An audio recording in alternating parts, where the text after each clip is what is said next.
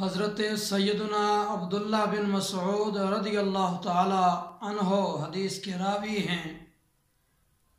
کان یقول، آپ فرمایا کرتے تھے، اور یہ حدیث پاک دارمی کے اندر موجود ہے، فرماتے تھے کہ ان ھذا القرآن مأدبۃ اللہ، کہ یہ قرآن اللہ تبارک و تعالی کا دسترخوان ہے۔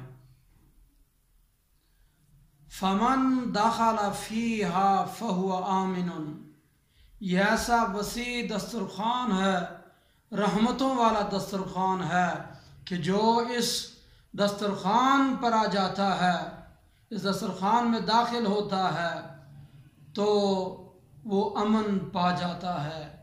یہ قرآن امن ہے۔